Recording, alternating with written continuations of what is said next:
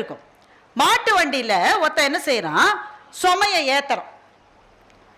என்ன சுமை? மயில் பீலி. மயிலோடைய அந்த இறகு இருக்குல்ல, அது என்ன வெயிட் இருக்கும்?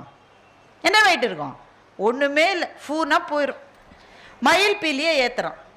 மயில் பீலி தானே, வெயிட்டே கிடையாதுன்னு ஒரு மூட்டை ஏத்துறான், 2 மூட்டை ஏத்துறான், 10 மூட்டை ஏத்துறான், 20 மூட்டை ஏத்துறான், 100 மூட்டை ஏத்திட்டான் பாவி. என்ன சொல்றான்?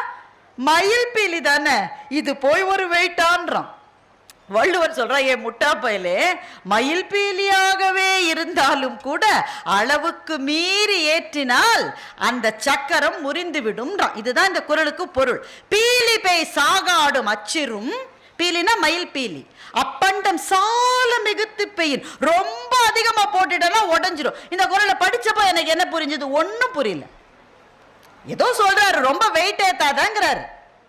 வண்டியில ஏத்த